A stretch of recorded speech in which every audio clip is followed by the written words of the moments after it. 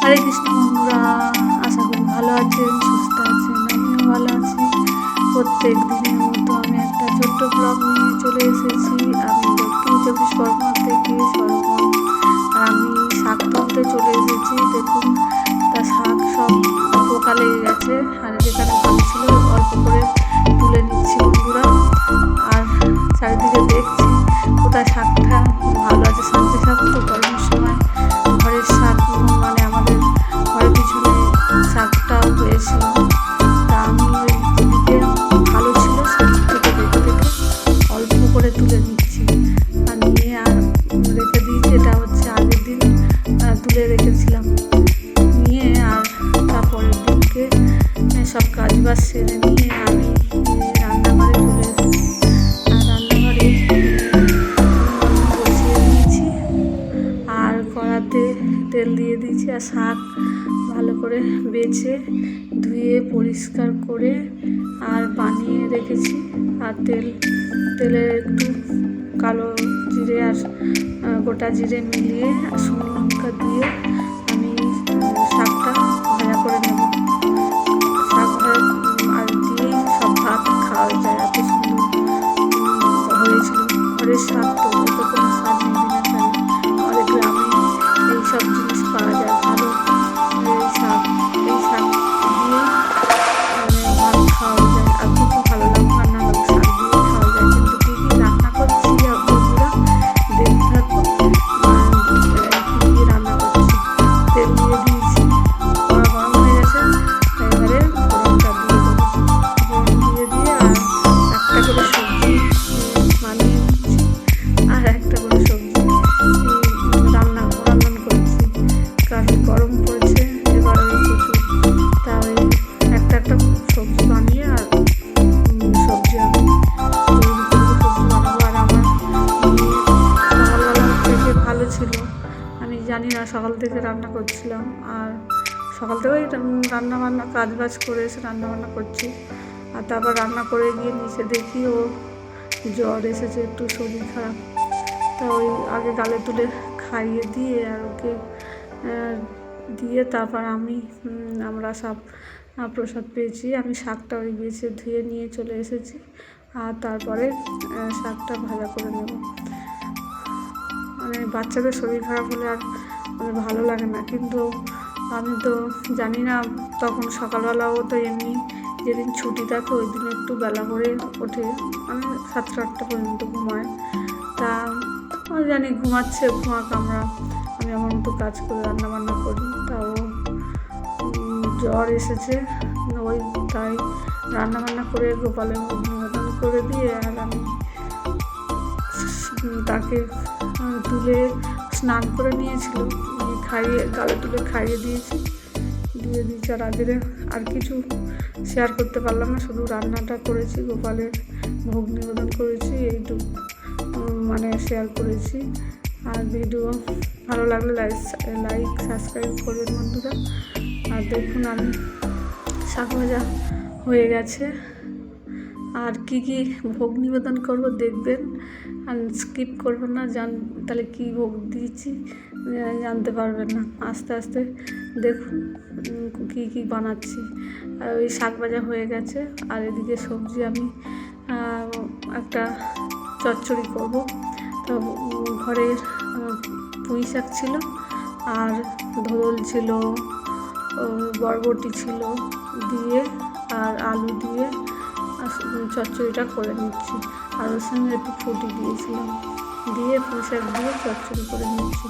আর তেল ওদিকে হিট হয়ে গেছে, জিরে আর শুকনো লঙ্কা দিয়ে আর ফোড়ন দিয়ে আমি সবজিটা দিয়ে দিচ্ছি। দিয়ে আর ভালো হয়েছিল, খেতে দারুণ হয়েছে। পুঁই শাক দিয়েছিলাম চচ্চড়িতে একটু পুঁই শাক দিলে চচ্চড়ি অন্যরকম হয়ে যায়। কিন্তু সাদা মাটা রান্না, আমার কোনো কিছু দিই না, শুধু শুকনো লঙ্কা আর কাঁচা লঙ্কা আর গোটা জিরে ফোড়ন দিয়ে আর চচ্চড়িটা করেছি। একটু আদা দিয়েছি, দিয়ে আর নামানোর সময় একটু জিরে গুঁড়ো দিয়ে নামিয়ে নিয়েছি। তাতেই দারুণ হয়েছিল। তা মিষ্টি দিইনি, শুধু এমনি লবণ দিয়ে আর হালকা করে চচ্চড়িটা করে নিয়েছি। এমনি চিনি তেমন একটা তরকারি দিই না আমরা, চিনি দিলে বেশি মিষ্টি ভালো লাগে না, সামান্য করে দিলে মানে সবজিটার একটা সামঞ্জস্য আসে, টেস্টের ব্যালেন্স আসে, কিন্তু দিইনি। তাতেও চচ্চড়িটা দারুণ হয়েছিল, খেতেও খুব সুন্দর হয়েছিল। তা আর ভিডিও করিনি, কারণ আমার মেয়ের শরীর খারাপ, তো তাই কিছু করতেও ভালো লাগে না, মন মেজাজ খারাপ, একদম মন খারাপ। বাড়ির বাচ্চাদের কিছু হলে মায়েদের মনে একদমই ভালো লাগে না। তো ওই খাইয়ে দাইয়ে আর ওর বাবা একটু মাথায় জল পট্টি দিয়ে দিয়েছে, আমি তখন ছেলেকে একটু খাইয়ে দিচ্ছিলাম, ওকেও একটু খাইয়ে দিই। দেখুন নুন হলুদ দিয়ে আর ভালো করে একটু নেড়ে ছেড়ে মিশিয়ে নিয়ে আর ঢাকা দিয়ে দেবো। ঢাকা দিয়ে দিলে কিছু জল টল দিতে লাগে না, তো আপনি হয়ে যায়। মানে জল দিলে এমনিতেই ধরুন জল সেদ্ধ, আর তাতে ফুটি দেওয়া আছে, তাতে আর কিছু দিতে হয় না, এমনিতেই সিদ্ধ হয়ে যাবে। হালকা মানে আস্তে করে দিয়েছি, দিয়ে আর চচ্চড়িটা বানিয়ে নিয়েছি। দেখুন আমার চচ্চড়ি কমপ্লিট হয়ে গেছে, এবার নামিয়ে নেব। ওই একটা সবজি বানাচ্ছি আর একটা সবজি রন্ধন করছি। আরও একটা সবজি বানাবো, তা সেখানে আলু বানিয়ে নিয়ে রেখে দিয়েছি, আর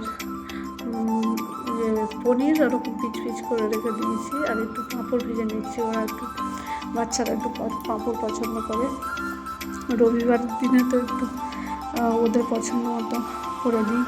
আর হাতটা তো ওই যা কিছু রান্না করে দিই সকালবেলা, শুভময়ের বাবা খালি যায় জন্য তাড়াতাড়ি করে দুটো সবজি দিয়ে একটা সবজি বানিয়ে তাকে ভগবানের ভোগ নিবেদন করে আর সেই প্রসাদ শুভময়ের বাবার দিয়ে আমরা প্রসাদ পাই। আর সারাদিন রান্না করি না, ওই রান্না আমাদের হয়ে যায়, আর করতে লাগে না। বাচ্চা দুটো খায়, আমরা দুজনে খাই। আমাদের একবার রান্না করলে আমাদের আর রান্না করতে লাগে না।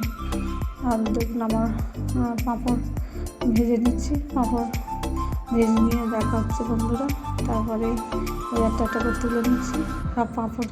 এবার দেখুন পাঁপড় সব ভেজে কমপ্লিট করে নিয়েছি, নিয়ে আর এবার প্লাস্টিকে রেখে দেবো। আর এবার পনিরটা বানিয়ে রেখেছিলাম লবণ হলুদ দিয়ে আর মেখে রেখেছি, মেখে আর তারপরে কড়াই ফেলে ভেজে নিচ্ছি কড়াইতে।